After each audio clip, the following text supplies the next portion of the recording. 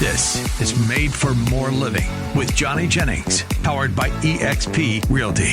Online at madeformoreliving.com. So the elections are behind us now, and thank God. Yes. Oh my gosh. Amen. So I was so done with those ads. Who's going to clean up all those political signs? Oh my gosh, in our polluting our neighborhoods. So I live in one of those communities that has an HOA, and they were very specific on the size of the sign and how long the signs could come up or could stay up. So you could only put them out 90 days before the election. Oh, really? And they got to come down. Yeah. So I'm excited to see all the ads go away. And I think they have a special company that's supposed to go out and pick all those up. Oh, really? Yeah. Okay. Well, there you go. I don't know who's paying for that. Probably us taxpayers. I don't know. Is that going to survive Elon's efficiency thing or whatever he's got going on? But one of the propositions that failed to pass was Prop 33, which involved like expanding rent control in the state of California. And I think I voted yes for that. To be honest with you, you wanted it. You wanted rent control. Well, you've made the argument that we're going to enter a society where more and more people are going to rent. It's just going to be unaffordable for most people to buy a home. Individual families. Not necessarily even unaffordable, but the lifestyle. People are like, well, why would I want to lock myself into a mortgage and deal with all of that when I can rent and then move somewhere else as you're able to work remote? So if more people are going to be interested in renting and that's going to be a common thing, then why not have rent control so it's affordable? So you think rent? I'm just playing devil's advocate here. I'm trying to make an argument and challenge your reasoning of why rent control would be a bad idea. Yeah. So it's really hard. And is it a bad idea depending on which situation you're in? Correct? So generally speaking, rent control is a bad idea. And the reason why is it's taking, I'm in favor of letting the market do what the market's going to do. As soon as you start messing with it, you start trying to manipulate it, it very rarely works out well for the end user. And when you are imposing rent control, yes, that sounds good. It sounds like you may be helping the person that's looking to rent or the low-income family or the person that has just lost their job or is going through a divorce or whatever the life situation is. But what ends up happening is a number of things. One, it ultimately will reduce the housing supply. So think about all the investors, all the mom and pop investors, all the families who are like saying, hey, you know what? Rather than put my money in a 401k account, I'm going to go out and I'm going to buy a rental unit. And they're going to now rent this out. They're going to keep it clean. They're going to keep it nice. And they're going to now provide this to the community. Makes sense. You're going to have fewer people doing that because why would they want to take the risk of being upside down on a property or being negative cash flow if rent control was randomly enacted? Yeah. I mean, historically, you look at places like on the East Coast, New York, where there's a lot of properties that have that rent control. But what happens is they turn into slums, right? They turn into slums. That's like, what's my motivation to upkeep this place and make it, homey? Not only that, but like you're limiting how much I can bring in. You're limiting how much they can invest in the property because you're limiting what they can make from the property. And then also, with that reduced housing supply, you just have a bunch of slums because more people are not willing to go into that environment because they're so reduced housing supply leads to reduced quality of housing, and really it's a bad thing all around, because it's hurting the people it's designed to help. And if you are struggling to make your rent payment, if you're struggling to make ends meet, yes, it sounds like, okay, that would be a good solution, controlling the rent. And temporarily, yes, but long-term, it just ends up hurting the people. Section 8 ends up hurting people long-term. It's not designed to be a... but how does it hurt them long-term? Because the root problem isn't the cost of the housing. The root problem is the amount of money they're making. Right. That's the root problem, and it's not addressing the root problem. Right. But they would see rent control as an easier, less work on them solution. Less burden and responsibility. All right, hey, I could try to hustle and make more money, get a better job, but rent control is so much easier. You could argue that, but the numbers over the last, 30, 40 years of Section 8 housing has not shown that Section 8 helps upward mobility. It just traps people where they're at. Rent control does not provide cleaner, safer, more affordable housing. It provides less housing and at a lower quality. This isn't like, we're not talking about like theoretical things. Facts are the facts. This is math. It's just math. It's just math. It's just what happens. And so, unfortunately, I totally get the idea of wanting to help somebody, but is the help helping, or is it really just hurting them? Well, it's interesting that it didn't pass in California. So, in a liberal state, where we are very pro-government in California, we're looking for more control and all these different. They may have been bitten off. They may have bitten off too much. Is that what you think? Yeah, I think eventually a version of it will pass. Oh, really? Yeah.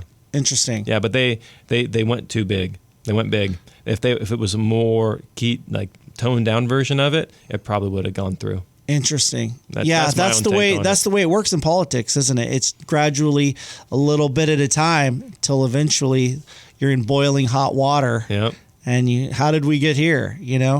But the other news that came out of the election is obviously Trump was reelected for another term, and people are saying that this is going to bring more optimism to the market. Obviously, the stock market went up the day after he was elected, and Trump comes from real estate. He's a pro-business man. Yep. And so there's a lot of people in business in real estate that are excited that they're going to have a president in the White House that's going to fight for them, that's going to work with the feds to lower rates and provide all these, different strategies, opportunities for real estate to get back on track and move up. What do you think? So I definitely think Trump is going to be better for housing than Kamala would. Essentially, and the main reason why is Trump is big on deregulation. So he's like, so he's big on lowering taxes and is big on deregulation. So he's like, get all the government bureaucracies, all these agencies out of here and let people just do what they do and grow the economy, grow the markets, build houses. And so by decreasing taxes, that helps with like the capital gains, short-term, long-term capital gains from when you sell a house. So that's a good thing. It's putting more money back into the economy when somebody sells rather than it going to the government, which the government, doesn't have the best track record for efficiency with your money. Right, of course. So the money's going back into the economy, and then two, by deregulating a lot of the policies around where you can build, how much it costs to build, like that lowers the cost. Like regulations, there are many industries who, if you just deregulated them, again, sometimes people hear deregulation and they think make it unsafe. Mm-hmm. But when I'm saying deregulate, I'm saying just get rid of the unnecessary regulations that are just bottlenecking it and making it so hard to do business. Oh, yeah. And so when you deregulate that's basically making it more affordable and making it easier for these builders to build homes.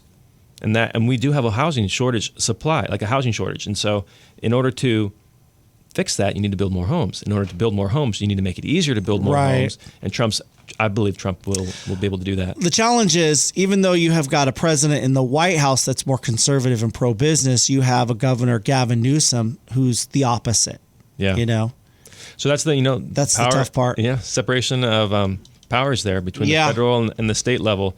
So if they're federal regulations, you're able to trim the fat there, and some places will have more benefit, will reap more benefit from that. But so, are you excited for 2025? Do you feel like are you optimistic? Do you think things are going to start shifting? Yeah, absolutely. For real estate? Yeah. So I'm always optimistic. Like you're always the glass is half full kind of guy. Well, I temper it. Like I'm like, try to go and say, hey, this could happen. But every day I'm like, Valerie, it's going to be a good week. Oh, next month's going to be a great month. Like, it's just how I choose. It's a mindset, because you're right. Those that really do well in this country, that succeed, they persevere through the hard times. I look at COVID. COVID was a really tough time as a whole for our country, for people. But there were some that took advantage of the situation. And I'm not talking about in a bad way. Sure. They persevered where everybody else was down. They decided to rise up. And you know what? I'm going to excel and do well and persevere through these times. That's happened through wars. You've had great companies come out of the wars that we've had, through depression. That's what those are the type of people that you see succeed. And I like that mindset that you have, that it doesn't matter what's going on. You can still be successful and persevere and do well. You can still be successful. You can still do well, but you do have to keep pushing. You do have to keep working. You do have to keep showing up. And people who retract during the hard times find it harder to gain traction during the good times. But if you keep pushing through the hard times, it'll be great. But the other side of that coin is, I think that's just a good analogy for life in general, though. Yeah.